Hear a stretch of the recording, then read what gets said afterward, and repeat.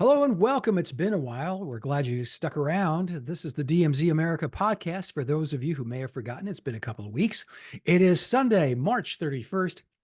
Happy Easter to all of you, and including my good friend, Ted Rall.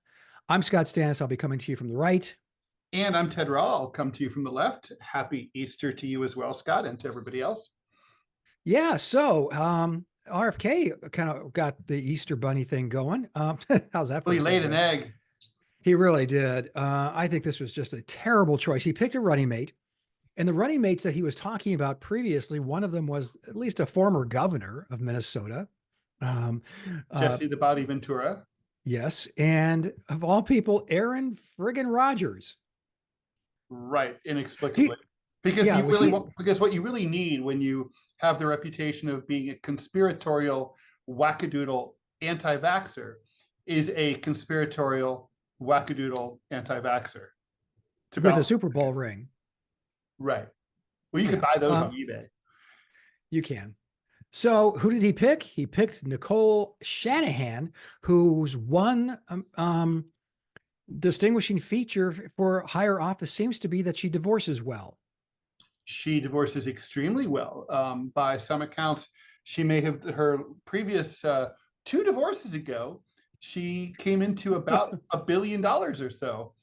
She was married to Sergey Brin, co-founder of some company called Google, something. Oh, one of those things the kids like. Yeah. Mm-hmm. Yeah. And so it was weird. She's young. She's 38. And it just seemed like an unserious, is it unserious or inserious? Unserious choice, Ted, to me. It wasn't a serious campaign to begin with, but it had some, and it really lost all traction. I will point this out to our listeners and to my good friend, Ted Rall, that when he really started to lose traction and started to go down the polls is when he did not respond to our request to have him here on the podcast. That's a good point, actually. Correlation isn't necessarily causation, but it's not necessarily not causation. In all seriousness, I do think it was a symbol, a symptom of a lot of the things that were wrong with that are wrong with that campaign. It's a poorly run campaign.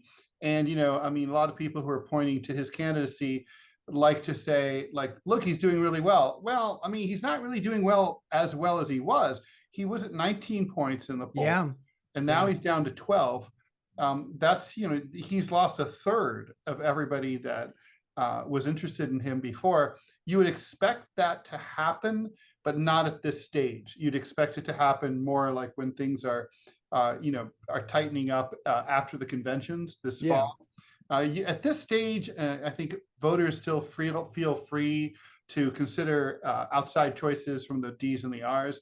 And so I really think that he's doing a lot of things wrong, and not, sort of snubbing the podcast is kind of like, all right, well, you do you, but it's like, I think he doesn't understand who he is, what his brand is or should be, and what his place is in the firmament. I honestly don't give 2 shits that he didn't come on the podcast. It would have been fun, obviously, to have. Would have been interesting as hell. We would have been respectful, and we would have had a great conversation, hopefully. But he's in that invitation stands. But the point is that it's not like we're butthurt about it. It's just sort of like, it's one of those things that happened, right? It's like, but it's kind of like when nobody gets back to you from the campaign, and it is a press inquiry. You should be responding to every press inquiry. If I were him, I'd be doing a shit ton of grassroots interviews on stuff, not necessarily our thing, but lots of stuff like our thing. It's like, he doesn't seem to understand, you might have that name, but you're a huge outsider at this point. His own family is insulting him and campaigning for Biden. So, he's been disowned, you know what I mean? So it's kind of like, at least politically. So, he definitely should understand that, if he has a chance to make a dent into the D's and the R's, it would come from running a really populist grassroots campaign, saying that, sort of like a Trump campaign, despite my wealth and privilege, I'm one of you. I will fight for you. Yeah. No, I think this was a massive mistake. And to your point, to your earlier point, this is the time when he would be gaining in the polls, when people, like you said, feel free to kind of like, yeah, I consider a third party. Here's the problem, Ted. You and I go off on third party tangents all the time, and we're right, by the way, hoping that third, fourth, fifth parties emerge and that there's a true democratic process going on. Now with RFK choosing Shanahan, you've got Dr. West, doing what do you call it? The jazz The campaign. jazz campaign, the freeform jazz campaign. Okay. So that, So it might sound cool. It makes no sense at all. You've got the retread of Jill Stein as the Green Party candidate. The Libertarian are going to meet shortly and pick their candidate. They've got some fairly serious ones. Hopefully they won't, pick the guy who wears the boot on his head. There's going to be a possible no labels candidate. They say they're going to nominate someone. Yeah, it's interesting. I wonder if the person who's getting nominated knows they're being nominated. Is it just sort of like a surprise, like Ted Rall for president, Scott Stantis for vice president? It's rough when Chris Christie turns you down. Did he? He did. Oh my God. Yeah. So and Joe Lieberman, I guess that choice is off the table now. Probably, although frankly, it's going to be hard to tell if any charisma has really been lost. It's a net charisma. Net zero. I mean, it's kind of like, well, if your body's moving because it's decaying, I mean, it's still moving. So, okay. So you and I are in agreement that RFK's choice was ridiculous. I was just thinking, here's what's happened. Ted and I are like history wonks, so bear with us for a second, but this has happened before. I believe Davis, who ran with Alton Parker, was nominated by the Democrats because he was a rich dude, and they were hoping rich dudes give money to the campaigns. Right. Well, she has given $4 million to his campaign. Yeah, which I guess is a carrying error to her, but this is going to take massive amounts of money. The fact that he turned down the Libertarian, request that he run as a Libertarian, he now has to work. That was a huge mistake because then he would have had ballot access all taken care of. All 50 states. His number one expense and concern. Yeah, that's a huge mistake. I think the Libertarian Party is not. The thing is, what's interesting about it is not hate. I do not know how, say, libertarians feel about, say, socialists, but socialists do not hate libertarians. Do you know what I mean? So it's kind of like there's space there. Like, you could run as a libertarian and get some populist support from the left as well. Well, and his brand is like, the government's lying to you. He's not wrong.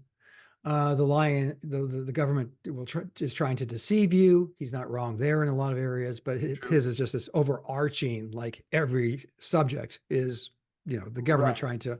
Well, the problem is you don't really know what the thing is, you don't really know what he stands for. You don't really know what his main issues are. I mean, it's kind of like, seriously, do we know? No, we don't know. And so that's not on us, that's on him. He's got to get that message out. Now, I'm sympathetic to the plight of an independent candidate who's being ridiculed and frozen out by a contemptuous national news media. That's rough. And he said, but still, with social media and the internet, he should be able to get his name out. There's a lot of smart stuff he could do, like have big public events, like in public spaces in big cities all over the country and in small towns. I wonder the fact that he doesn't. That guy should be on the road campaigning like a motherfucker, and he's not. I'm wondering if the fact that he's not is because the Biden administration won't give him Secret Service protection. Well, I mean, look, don't run for president if you don't want to take that chance. Look, parenthetically, it is absolutely that is disgusting and truly repugnant. Anybody who says that Joe Biden is a decent person could, even if you're like, let's set Gaza aside, fuck him for not giving Secret Service protection to RFK Jr. I mean, I'm not going to vote for RFK Jr. I'll probably vote for Stein, but this is disgusting. I mean, considering the history of his family, two of the most high-profile political assassinations in American history, it is just like, he's got 12% in the polls. He's a real candidate. I mean, give the guy Secret Service protection, and then some. What the fuck is wrong with Joe Biden? I mean, it's just disgusting. Well, we've addressed that on other podcast. Perhaps you want to listen to him, Ted, because Well, he's stupid and senile and mean. He's got it all covered. Yeah, this is mean. This is beyond the pale. So because Ted just came back from vacation, I've got some stuff I got to do. So we're going to make this a slightly shorter podcast. So we're going to tie things up at this segment. Coming up next, your pocketbook. RFK, very quickly, right? RFK. So is he done? I think he's done for pretty much because because he could have picked bad positioning. It's like now it's two super rich people running. That's the problem. Without any government experience. Mm-hmm. He had an opportunity to bring in a real progressive. I think you and I talked about a serious person. Right. And he chose not to do that. So if he doesn't take himself seriously, I'm not going to take it seriously. So great. I'm with you. And neither should you. So we'll be back. We'll be talking about things, what are you going to believe? Your pocketbook or your president? It's your patriotic duty to choose one. You're listening to the DMZ America podcast. I'm Scott Stantis, coming to you from the right. And I'm Ted Rall, coming to you from the left. We'll be back in a moment. And we're back as promised. Of course, we cost 20% more now than we did when we left for the break. I'm just saying. Just in case you didn't already know, I'm Scott Stantis, coming to you from the right. I'm an editorial cartoonist. And I'm Ted Rall. I'm some kind of editorial cartoonist as well, but I'm also coming to you, but from another side that's not the right. The opposite side. Yeah. So, interesting story today in the New York Times. I'm sorry, may have been the Dallas Morning News. I read a lot of news sites, so I get lost. Anyway, they talked about inflation, and they talked about how, why the Democrats are whining and kvetching in the Biden administration. Why are we not getting credit for this great economy? Well, let me tell you that those of us boots on the ground who live in the real world, who don't live exclusively by numbers, and numbers matter, but also does life experience. Janine and I went out to run some errands yesterday. We decided, let's go grab a cup of coffee. I got a medium or grande chai latte. She got a small drink. Guess how much, Ted? Starbucks? Yeah. $11.50. Oh, Jesus. Yeah, you're dead on. It's $12. I shop. I go to Starbucks too. So sometimes, obviously. But so you do that. Then we were out, and the chores we were running went to the grocery store, 2 bags of groceries, $100. Mm-hmm. And it wasn't like it was, fancy manicured snail platters or anything. It was just, right. Bananas. It wasn't Whole Foods. Yeah, it was. So all of that being said, to tell me or someone like me, someone who makes less than me, that inflation is now corralled and you should stop bitching about it is absurd. Now, the numbers are solid. It's about 3.1 to 3.5% inflation rate. Officially. But they also tend to subtract some things, particularly grocery and gasoline, which is like, well, those are the things I buy the most of in my life. I generally don't go out and buy boats, yard care equipment, nor heavy duty construction equipment. So my point is this, Ted, that this administration continually says, it reminds me very, very, very much, and I know this will resonate with you as well, George H.W. Bush in 1992, when we went through a shallow recession. We were coming out of it, and he was like, "Say, why are people complaining? We're fine," and they weren't. And then he had that moment with the scanner, which was, just sort of illustrative, or at least with people, and certainly the opposition was trying to paint him as emblematic, although highly unfair. Yes. But right now we're kind of entering those waters with the Biden administration, who is like dismissing people's concerns about the economy. And they say, what are you talking about? How many of your Democrats friends have said the economy is great? The economy is better than it was. I think if the Federal Reserve Board had actually cut interest rates by a little bit, it would be doing a whole lot better. That would be good. Yeah. But, am I just, I'm not saying this because I hate Joe Biden. I don't. I don't like him. I see him, through the prism of my politics and so on. But to tell people, are you going to believe me or your lying eyes, which is a line you've used several times in your career. I think we're at that point with this. I mean, if you were part of this administration, how would you be couching the language of the economy? Well, I mean, I would be, first of all, I wanted to say I'm really glad that you brought up the 1989 to 1992 recession, because that was, it's very analogous to the current situation. The problem there was unemployment and underemployment. The problem now is prices. I say prices instead of inflation because inflation is under control, but inflation is the rate at which prices continue to increase. And what that means is that prices have gone up a lot since Trump was president. And so the rate of that increase has slowed. And that's the problem is not only that's as good as it gets. You certainly don't want to go the other direction and have prices start to drop, because it might sound nice to go back to the way prices were in 2020. But if we did that, it would cause huge problems. Then you end up with a deflationary death spiral like in the early 1930s, and that leads to depression. So we can't have that. The only thing you can do is basically slow the rate of prices increasing. The problem is those high prices are now baked in. And the American people, me included, are not used to those higher prices. I mean, like $12 for a couple of cups of fancy coffee still feels insane compared to just a few years ago. And if it merely goes up from 12 to 12.50 next year, that might not be so bad. But the point is that we're still thinking that should be $6. And so that's not going to change. The only thing that solves that is time, as the population gets used to the new level of pricing. No one can do anything about that except just look at the calendar and hope for the best.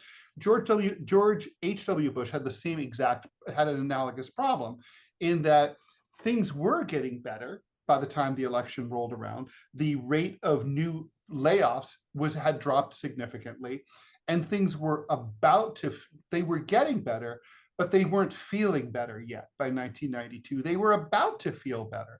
And so what could George H.W. Bush have said other than just hold tight? And he kind of did say this, the magic of the marketplace will catch up and it'll be fine by 93 or 94. He would have been right. That is what happened.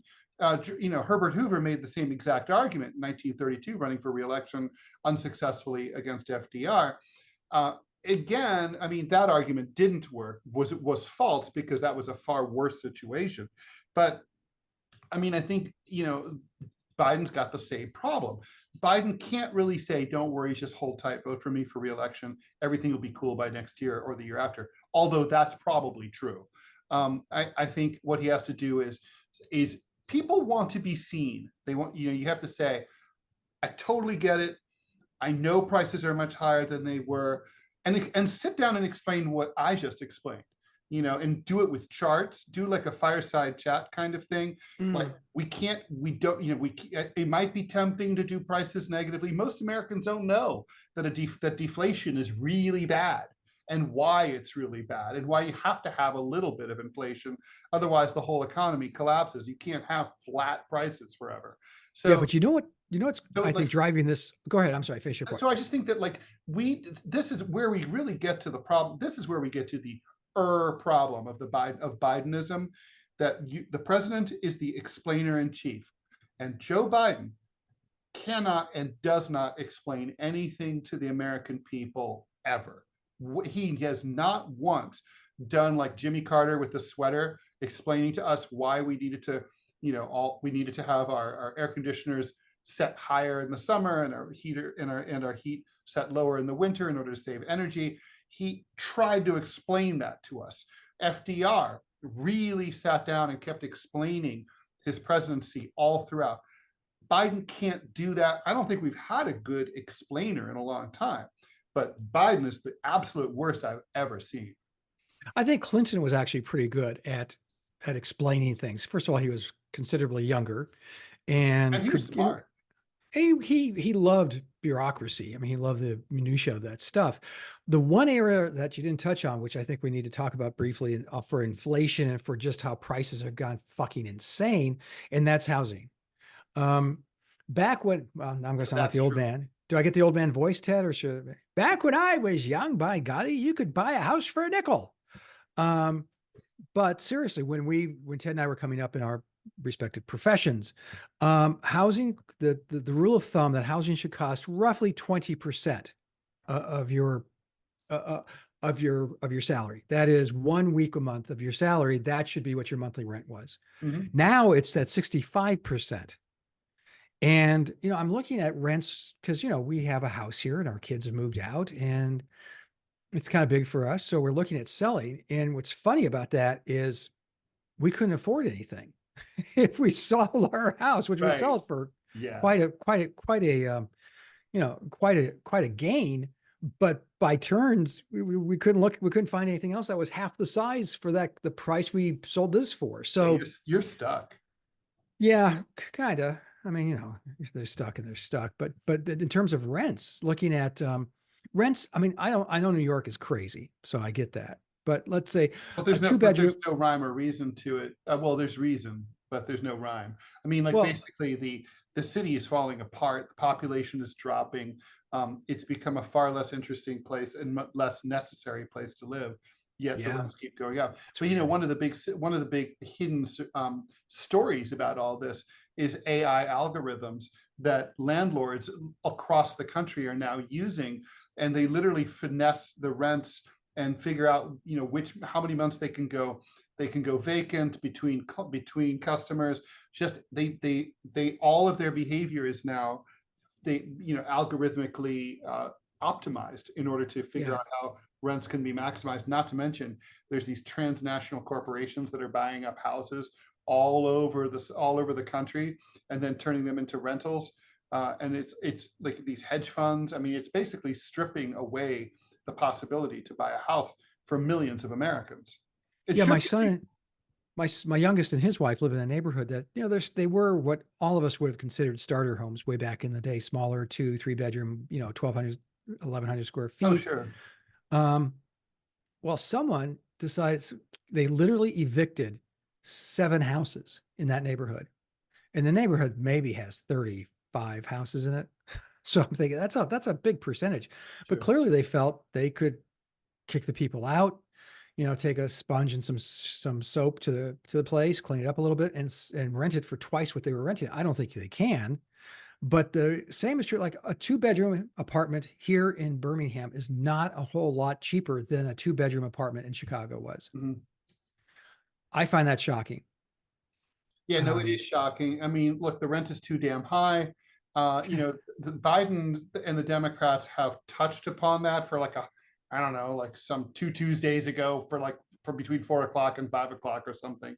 Just all very, very briefly, they sort of mentioned we understand this, but I don't know what they could do about it. I mean, you would need to do yeah, something on on a scale almost as big as like the GI Bill, something that allowed that basically was government subsidies, FHA mortgages, that kind of thing, where you could make mortgages affordable, where people don't have to put down too much as a down payment. Obviously, cutting interest rates would be a huge thing. But I do think Congress could crack down on these, predatory home purchasers. It should be, yeah. you could say it's illegal for any entity to own more than X number of homes, for example.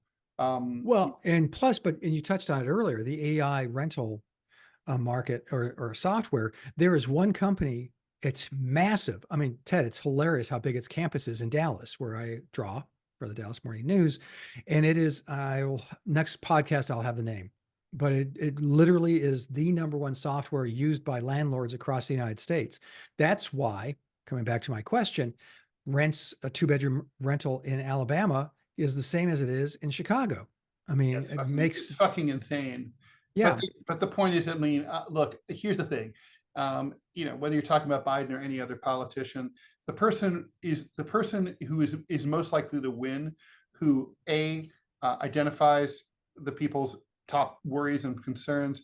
B, is able to articulate those concerns in a way that gets people to understand, to feel seen. And C, hopefully, that comes up with some credible potential solutions to those problems.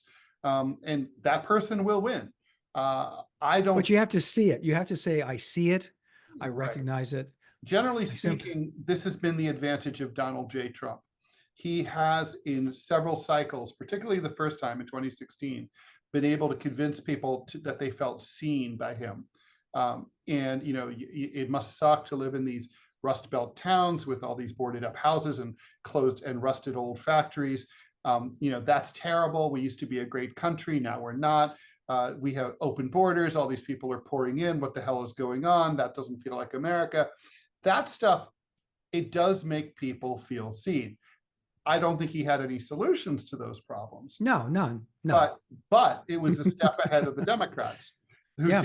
who didn't even make people feel seen. Maybe if the Democrats can at least make people feel seen, it may be enough to get them over the hump this year. But I don't know. Yeah, I don't know either on that one. I just don't know if it's where we are in the arc of the campaign. Sorry, George. I don't think Joseph Robinette Biden, the junior, can possibly make people feel seen. I don't think he does that. I think the entire pitch has been and remains, I'm not Donald Trump, and I don't think that's very exciting. No, in fact, you saw their big fundraiser in New York. Well, maybe you didn't because you were out of the country, but they had a big old fundraiser, raised $25 million. Biden was there, or at least he thought he was. Barack Obama and Bill Clinton. And Lizzo. And Stephen Colbert. Sorry. Okay. Just saying. Anyway, so the whole spiel was, Trump bad. It's not a spiel I disagree with, but it's just like, now tell me what you're going to do. The thing that the Republicans is, they can't tell you what they're going to do. You have no clue. Yeah, but they don't need to, because because MAGAism and Trumpism is sort of a fascism light, and in fascism, developing ideology and policy is not only unnecessary, it's actually detrimental to your cause, because it's a cult of the leader and the personality. Right.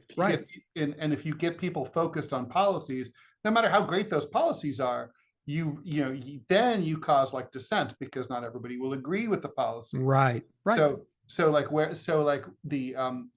why, so they don't need that, but Democrats need that. Democrats, Joe Biden, and for that matter, Kamala Harris, are never going to lead a cult of personality. Sorry. I mean, they don't even have their own personalities. So really, truly, it has to be about policy and vision. The Democratic pitch has to be about continuity and competence. Like, leave us in charge. The ship is in good hands. We'll steer it, between the shoals, and we will get you there in the future better off than you are today. That's the Democratic pitch. It has to be. And they're not right now. They're far from achieving that. Real quick, on a side note, which is really weird. I was listening to Kamala Harris, they're pushing her out there more and more. So I'm listening to her more and more. Where do you know where she's from originally? It doesn't, who she sounded like the other day? Hillary. I mean, exactly. I mean, I thought I was just playing something in the background. I went, holy shit, is that Hillary? No, goodness, no. Huh. I don't know. I'm trying to think, because I know obviously she was elected held elected office in California. She was a senator, U.S. senator from the state of California. So, I mean, I get that. Yeah, that's right. She's from Oakland. So she is from Northern Cal. She's from the San Francisco Bay Area. Okay, well, being in Southern California, that's what annoyed me. She's from the rich parts of Oakland. So Oakland's very big for people who haven't been there. And people always think of like the sort of poorer, Black areas, which are definitely a big part of Oakland. But up in the hills, there's some very, very wealthy areas, and she's from there. Okay. All right. No, now I know.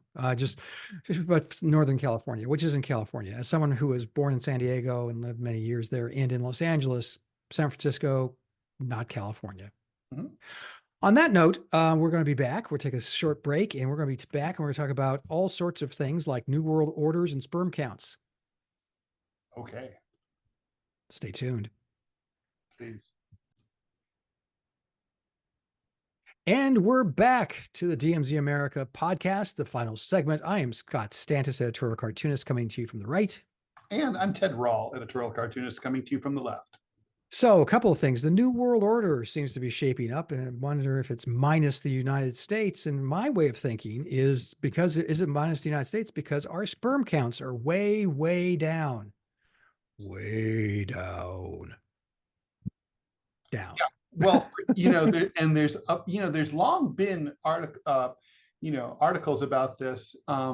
Basically, the main explanation given for lower fertility among men has been that environmental causes, right? I mean, we're surrounded by pollutants, our water is dirty, our food is radiation. disgusting. Also, some of us who will go unnamed, Ted Rall, wear very tight, skinny jeans, and that also affects things. Yeah. So there's lots. I have Basque thighs, so I've never been. This is also a fascinating thing, Scott. There's a theory that we've been selecting as a race against testosterone and against more sort of masculine, aggressive guys. So the way we do that is our most aggressive men tend to commit more crimes. So we put them in prisons and we kill and we execute them. So in those two places, they don't get to marry and reproduce. And so human males, and I guess females also are becoming less hairy, less aggressive, more docile, and less testosterone. And that's why guys are suffering from low testosterone.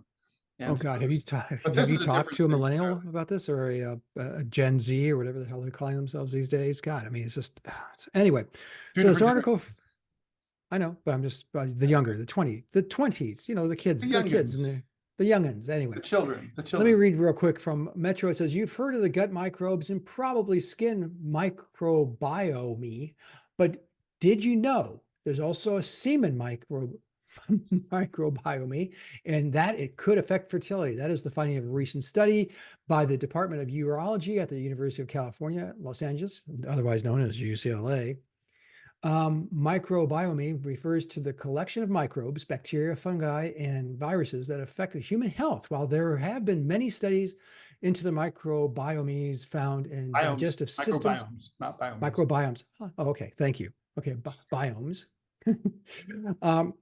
Skin, there have been less focused on the reproductive systems, particularly in men. However, UCLA team found that one microbe in particular, the bacteria Lactobacillus inners can have a direct negative effect on sperm motility, which in turn affects fertility, which makes some sense. Apparently, this is women have maybe the same bacteria that causes vaginosis, and so there you go, Ted. We're doomed as a species. So listen, all of our podcasting, all of our hope for democratic reforms and for the betterment of humanity is for naught, because the bacteria is going to make sure that we can't reproduce. True. And so the thing is, there's a lot of, I mean, I guess you could say it doesn't really matter because Americans don't seem to really want to reproduce. I mean, this is a shocking statistic, right? But in 1960, the average number of births per woman in the United States was well over 3.5. Okay. So by 1970, it had plunged to 2.25. And today we are down to 1 2/3. So 1.66. So in other words, we are having half as many children, less than half as many children as we did back then. More to the point though, to replace the existing population with the people you have here, you'd have to have about 2.2, 2.3 births per woman, right? Because you're replacing each, woman obviously reproduces with a dude. And so that's how that works, right? And then some people die in car accidents or commit suicide or get sick or whatever. So Um, so the point is that we are losing population fast. If we weren't, this is part of like, I think this is my theory for why the elites are leaving the border open. This is why Biden has thrown open the border to migrants. I mean, here in New York City, the population of the city is dropping very by a small amount. Like it's a city of 8 million people. It's dropping like 80 to 100,000 per year for the last 3 years. That's pretty remarkable, but it's really remarkable when you consider the fact that we have hundreds of thousands of foreign migrants coming into New York City every year now. So that means that figure includes those. So that means that like they are replacing like 200,000-300,000 New Yorkers who were here previously and are leaving New York City. So basically, it's why they're leaving the border open. It's interesting that they don't want to explain it. It's got to be why. But I mean, I guess the question is, is it a problem that sperm counts are dropping? I mean, I guess it is in that like people are already getting married later, and it's hard for them to. So a lot of them increasingly are going to have to rely on IVF in order to have kids, and it's going to be harder and harder to do IVF, at least using sperm from your husband or your male partner, if their sperm count is dropping. So, I mean, I would say it's a canary in the coal mine. It tells you that our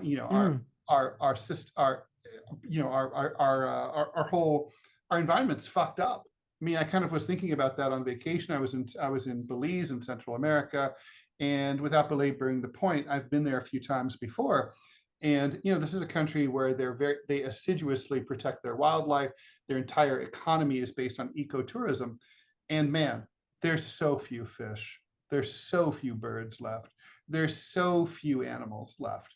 It is just like there's animals, there's still stuff, but it's nothing. The die-off is huge. I mean, here in New York, I mean, you just don't see birds the way you did 10, 20, 30, 40 years ago. I mean, you don't see bugs. Think about when it rained, there'd be like the sidewalk was lousy with worms being washed up onto the sidewalk, right? Not anymore. There's no worms anymore. I mean, everything's we've killed off our planet. Well, so speaking of the New World Order, then, do we want to be a part of it? I agree with you, by the way. I've posted several times on Centerclip about immigration and the growth of the American economy. I think you're right. It's the only way to keep the economy growing.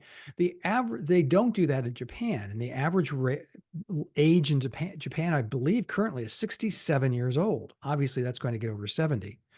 The average age of a Japanese person is 67. By the way, their fertility rate is 1.3. Yeah, I mean, and it's been low for a long time. Yeah, but what's happened there too is that the women are becoming liberated, and they're going into the workforce, and they don't want to be stay-at-home moms. Average age of a Japanese person is 49. That is old, though. No, it was 49. Well, come on, it's not possible. You'd have to have tons of people who are like 120. Well, it's Japan, they have that. Not really. They live a healthy lifestyle. Okay. Well, okay. So it's lower than child pornography, I guess. Okay, but that. All right. Yeah. The median age of that's crazy. The median age of a Japanese citizen in 1955, median age was 22.8. Yeah, and which is now what society 49.5. Which is what it should have been, which is what it should be now, frankly. It should be after the war too. So many people were killed, right? Well, there's that, but also after wars, people tend to make a whole lot of babies, and that's what happened here. Obviously, I'm a baby boomer, hence the name. So going forward, I mean, so the environment is, I mean, clearly the planet's now getting back at us. You're going to screw me up? No, I'm just going to wipe you off, and then we're going to start again with the cockroaches. Real quick, I did want to have your take on the New World Order as it's emerging now for the 21st century. Obviously, the 21st century is already 20 plus years old, but well, I mean, do you see America? I mean, for the first time since they've been doing the happy list, you've seen this, the happiest countries on the planet. Yeah. It's always like fucking Finland or something. Which there's a Finnish comedian who performs in the United States. He's very, very funny. He says the people who were most surprised by this were the Finnish. He Yeah, goes, it's funny because when you watch their movies and stuff, they seem like kind of dour. they're dour, but they're very level. Mm-hmm. They're just like, maybe that's it. But for the first time, Ted, since they've been making the list, the United States was not in the top 10. Yeah, and it's dropping fast. Well, you happy? Especially young people are really fucking miserable, like Zoomers and millennials. Well, for the first time, again, since they've been polling this kind of question, Americans do not feel that the next generation will have it better than the current population. Yeah, well, that's huge. That is correct too. Yeah, I think there's going to be technological things that they have that we didn't have. There's going to be medical advances that they will have that we didn't have. But they mean like quality of life overall. Yeah, quality of life is not when you can't afford a fucking house. Right. I totally get that. You're at a point now where people don't even know if they can they're going to be able to afford a car when we transition to electric. And it's like, oh, really? Do I have to pay $50,000 for a car? For like a we're not going to transition to totally electric cars just because. You want to hear something weird about that? Electric cars and why they've sold more than they ever have before, but still only 7% of car sales. I think it's somewhere in that neighborhood of total of they are EV electric vehicles, not the hybrids. I own a hybrid, which I love, by the way. Mm-hmm. Yeah, hybrids are great. Strongly recommend it. It's because they have the limit on how far you can drive, which I think is hilarious because I forget what the study was. It comes back to our first segment, which is perception versus the numbers. The perception is, oh shit, I can only drive 300 miles. Well, what if I want to drive further? 90+% of Americans never drive more than 45 miles a week. It's sure. like this is not really going to be an issue unless you're a long haul trucker. Not an issue for you, but it's the perception that, listen, we have family in New Orleans. We live in Birmingham. That's about a 5.5-hour drive, and it's a little over 300 miles. And, that's one of the reasons we won't get an electric car because, by the way, if I go there and I can get within 50 miles of where I'm going, I still have to park it and charge it. They don't charge quickly. Mm-hmm. I get the psychology of it, but it's just, like I said, perception and reality are. I think right now, an electric car for a couple is a good second car. Yes, that's what we're thinking. Yeah, you have it it's for tooling around town. But for for the road trip, driving up to the Trans-Labrador Highway, it's not for that. Yeah. But also there's aspects to this that I'm very curious how they're going to resolve. Like, for example, here in New York City, there are no charging stations at all. Really? You're kidding. Where the fuck would you put them? Where? There's hardly even gas stations anymore. I mean, they've gotten rid of most of them. So, where do you go? I mean, it's literally, believe me, as a car owner in Manhattan, it's challenging. When I want to get my oil changed, I mostly go somewhere, and then while I'm out of town, I'll take some extra time to have my. Oh, I thought you just found the back bay or something and just. No, I mean, I do have my angles. I mean, basically, I go to Spanish Harlem if the guy can take me and stuff. But I mean, it's gotten really ridiculous. In the 80s, when I first moved here, no problem. There were gas stations all over New York. But the point is, 8 million people.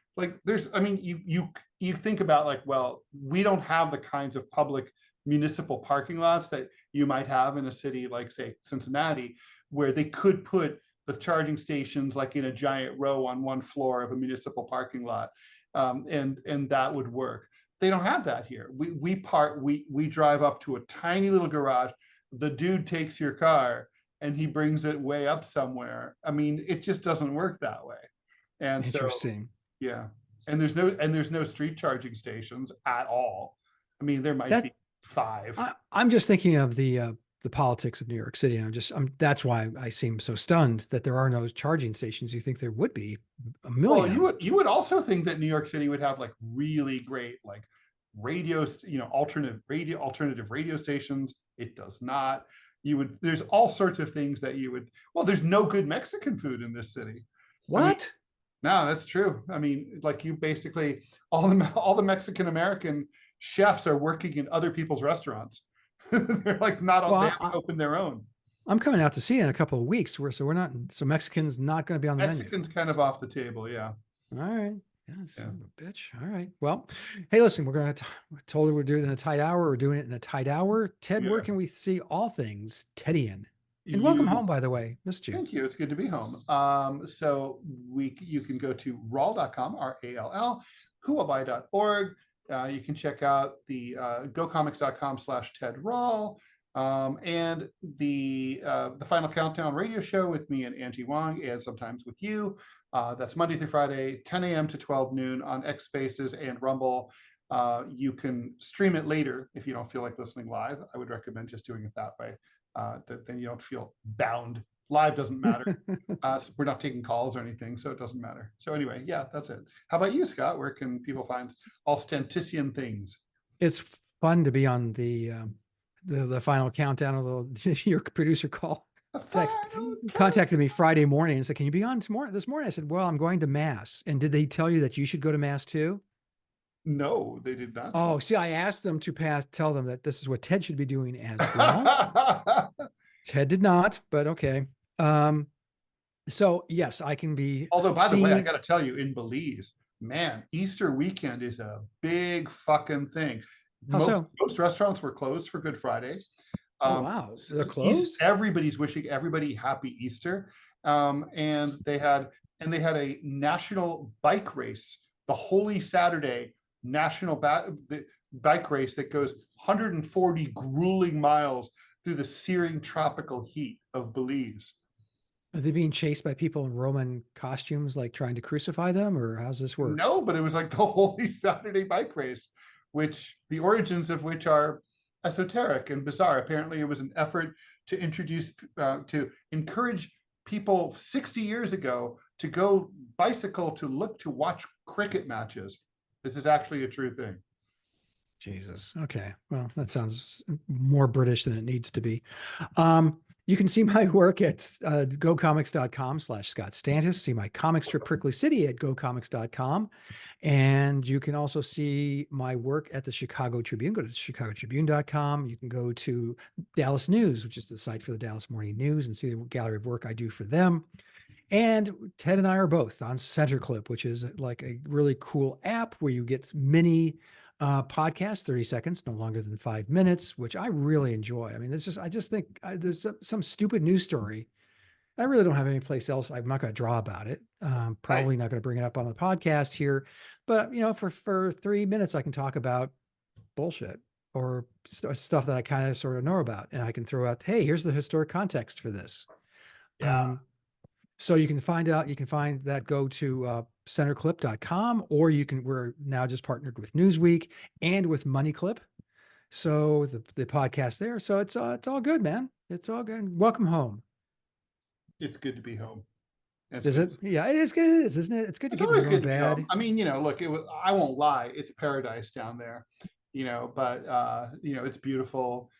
There's just nothing like swimming in the ocean. That's like something everyone's supposed to do. Swimming in the ocean is just like if you can't swim, just fuck around in the ocean. It's so nice. It's good for you. It's a different way of life, but I got to say, I don't know how people who live in really hot climates focus for any kind of sustained period of time, because I feel like my brain is baking the entire time I'm there, and all I can do is like, I'm good for basically an hour and a half of concentration a day. And then pretty much after that, it's like, me want to go swimming at beach. And that's about it. When I lived in Arizona, in the summers, they're just last way longer than they ought to. And so, but we had a swimming pool. So like you'd stay indoors. We had these weird shades, which make the house look like a fortress, literally, like they were thick and you could close them all the way. So no light was coming in, and it kept the house cool. But you didn't get to do what human beings do best, which is frolic in the sunshine. Except for, you go outside for 3 minutes. You go, I'm going to the pool now. I am going to pool now. And but it still sounds like paradise. I want to see some more of your pictures. So anyway, bienvenido, Senor Rall. Adios, muchachos. Until next time, huevos rancheros. Enjoy. Happy Easter.